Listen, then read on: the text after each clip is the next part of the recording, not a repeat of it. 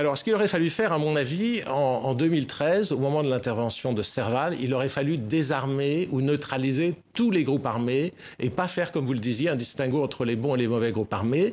Et il aurait fallu négocier, le cas échéant, avec tout le monde une fois que les gens sont désarmés ou neutralisés. Ça veut dire qu'il aurait peut-être fallu discuter avec Iyad Daggali en 2013, le chef des djihadistes, peut-être, enfin la question se pose en tout cas, et que pour la question des Iforas, c'est-à-dire de cette aristocratie des Touaregs, il fallait aussi discuter avec eux, mais après les avoir désarmés, de mon point de vue, et les réinsérer dans un dispositif politique. Leur dire vos revendications sont légitimes, vous êtes la chefferie traditionnelle, mais vous n'êtes plus majoritaire maintenant. Les Touaregs tributaires, qu'on appelle les Imrad, doivent aussi partager le pouvoir avec vous, et tout ceci doit pouvoir se discuter. L'accord d'Alger de 2015, qui est un accord politique passé avec les groupes, pas seulement Touareg, tous les groupes armés non djihadistes, est un accord qui a l'inconvénient de donner une certaine impunité aux gens qui ont pris les armes, de leur accorder des avantages et de ne pas les désarmer tout de suite. Voilà, ça, ce sont les inconvénients. Donc, ça a créé une certaine tribalisation armée et ça a créé un certain désordre. Vous avez dit dans une interview à RFI que la France a donné Kidal aux séparatistes Touareg. Que voulez-vous dire par là ? Je pense que dans une démocratie, et le Mali était une démocratie, il n'y a pas de bon groupe armé parce que le monopole de la force doit être celui de l'État. Et donc, qui porte la responsabilité d'avoir fait ce choix ?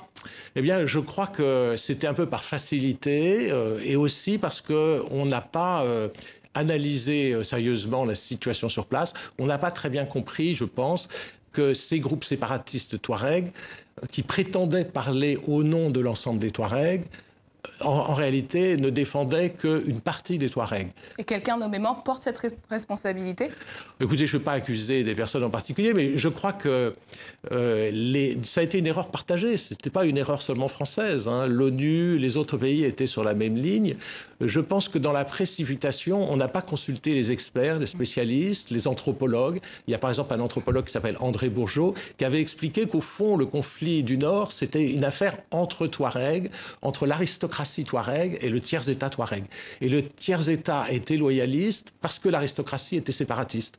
L'aristocratie était séparatiste pour garder ses privilèges, parce que la démocratisation du Mali, finalement, érodait le pouvoir de l'aristocratie des Touaregs. Et aujourd'hui, faire, à mon avis, en 2013, au moment de l'intervention de Serval, il aurait fallu désarmer ou neutraliser tous les groupes armés et pas faire, comme vous le disiez, un distinguo entre les bons et les mauvais groupes armés. Et il aurait fallu négocier, le cas échéant, avec tout le monde une fois que les gens sont désarmés ou neutralisés. Ça veut dire qu'il aurait peut-être fallu discuter avec Iyad Daggali en 2013, le chef des djihadistes, peut-être, enfin la question se pose en tout cas, et que pour la question des Iforas, c'est-à-dire de cette aristocratie des Touaregs, il fallait aussi discuter avec eux, mais après les avoir désarmés, de mon point de vue, et les réinsérer dans un dispositif politique. Leur dire vos revendications sont légitimes, vous êtes la chefferie traditionnelle, mais vous n'êtes plus majoritaire maintenant.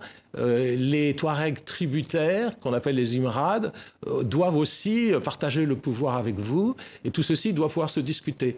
L'accord d'Alger de 2015, qui est un accord politique passé avec les groupes, pas seulement Touareg, tous les groupes armés non djihadistes, est un accord qui a l'inconvénient de donner une certaine impunité aux gens qui ont pris les armes, de leur accorder des avantages et de ne pas les désarmer tout de suite.